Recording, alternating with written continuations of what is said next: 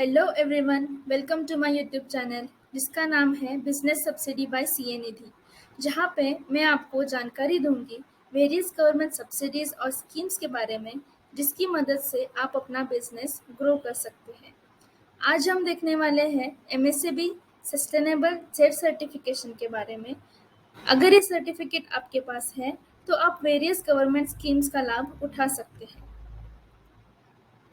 इसमें हम देखेंगे brief history of the scheme, introduction, objectives, Z certification levels, eligibility, subsidy on cost of certification, certification process, gap analysis and hand holding, surveillance, renewal after expiry of Z certificate.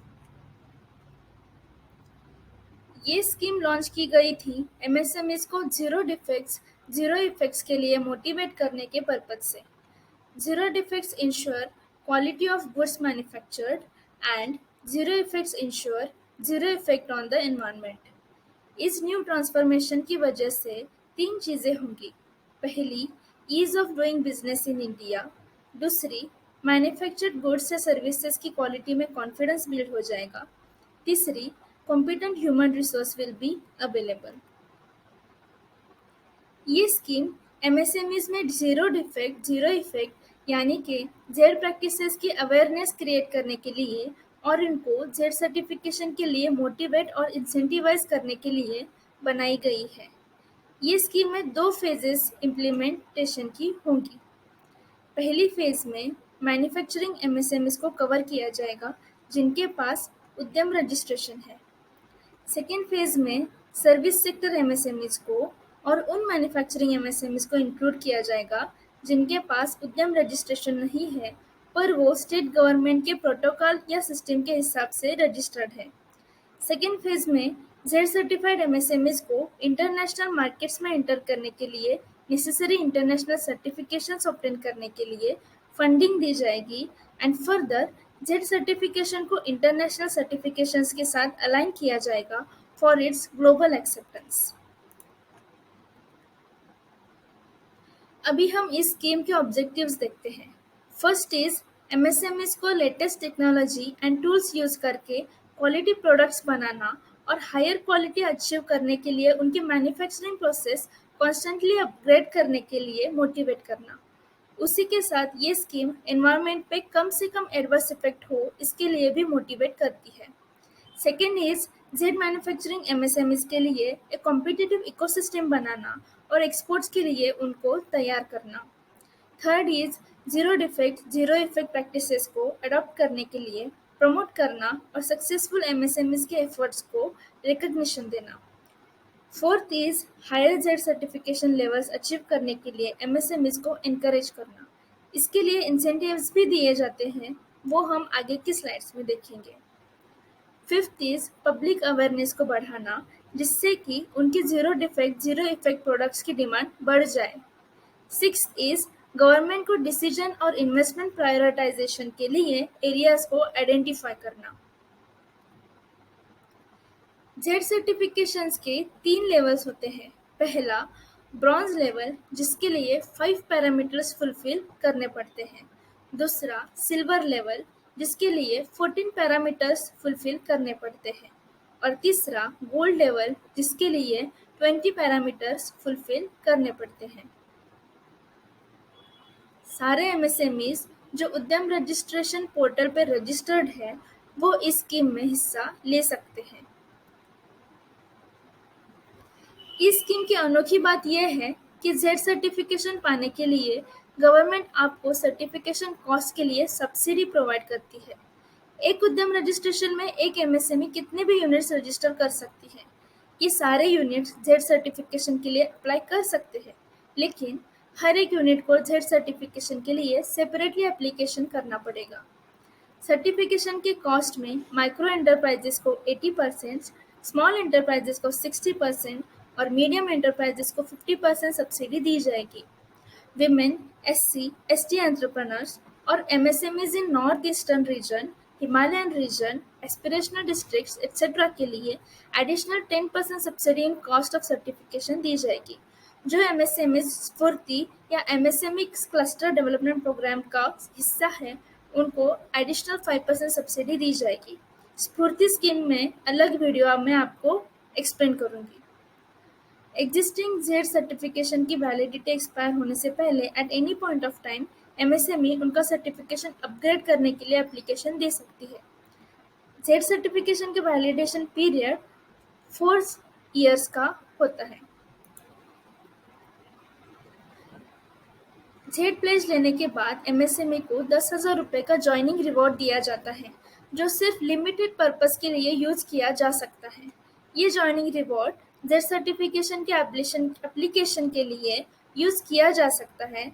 इसमें certification cost में से पहले ये 10,000 joining reward minus किया जाएगा और उसके बाद बचे हुए अमाउंट पे आपको सब्सिडी दी जाएगी, as per criteria discussed in earlier slide.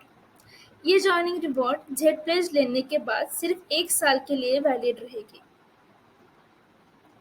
अभी हम सर्टिफिकेशन प्रोसेस के बारे में जानते हैं।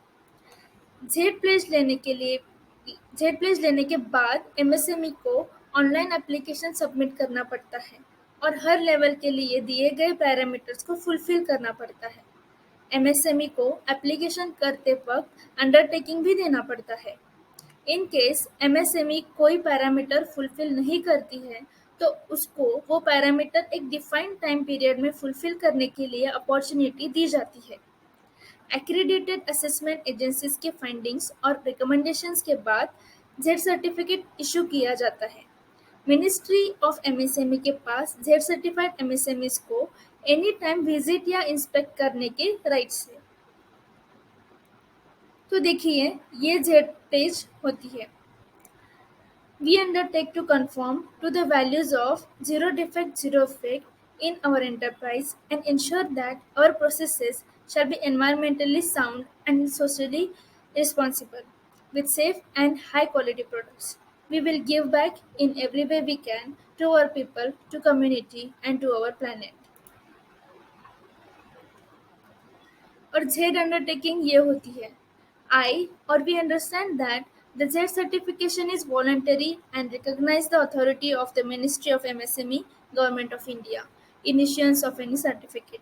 By proceeding, I or we certify that my or our enterprise or unit complies with and fulfills all relevant and applicable regulatory and statutory norms or licenses pertaining to the functioning of this manufacturing unit.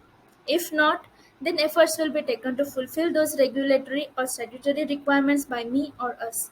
If at any stage the enterprise or unit is found to be non-compliant with any relevant or applicable regulatory and statutory norms, the competent authority will have the right to recall or withdraw any or all reports or certifications rewarded.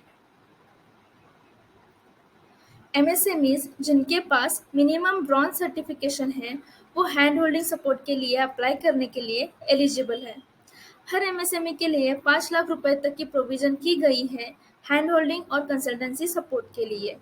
इस 5 लाख में से 2 लाख रुपए hand holding support के लिए और 3 लाख रुपए technology upgradation के लिए यूज किए जाने चाहिए। हैंड होल्डिंग सपोर्ट के लिए भी गवर्नमेंट सब्सिडी देगी। माइक्रो एंटरप्राइजेस के लिए 80%, स्मॉल एंटरप्राइजेस के लिए 60% और मीडियम एंटरप्राइजेस के लिए 50% सब्सिडी दी जाएगी। Additional subsidy of 10% to certain categories or additional 5% subsidy for MSME registered under Spurti or CDP program will be given.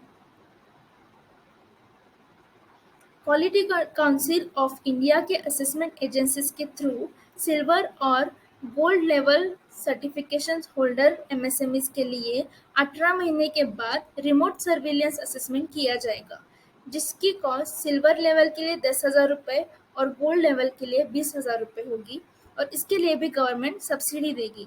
Micro enterprises के लिए 80%, स्मॉल एंटरप्राइजेस के लिए 60% और मीडियम एंटरप्राइजेस के लिए 50% सब्सिडी दी जाएगी। एग्जिस्टिंग जेड सर्टिफिकेशन की वैलिडिटी एक्सपायर होने के बाद एमएसएमई रिन्यूअल के लिए अप्लाई कर सकती है, जिससे कि सर्टिफिकेशन से एसोसिएटेड बेनिफिट्स और इंसेंटिव्स एमएसएमई को कंटिन्यूअसली मिलते रहे। So thank you for watching my video everyone. बने रहिए मेरे साथ ऐसे ही सब्सिडी रिलेटेड यूजफुल इन्फॉर्मेशन के लिए। अगर आपको इस गेम के रिलेटेड कोई क्वेरीज है तो आप कमेंट सेक्शन में पोस्ट कर सकते हैं। इस वीडियो को लाइक और शेयर ज़रूर करें, मेरे चैनल को सब्सक्राइब करें और बेल आइकन पर क्लिक करें ताकि मैं जब भी नया वीडियो अपलोड करूं आपको तुरंत नोटिफिकेशन मिल जाए।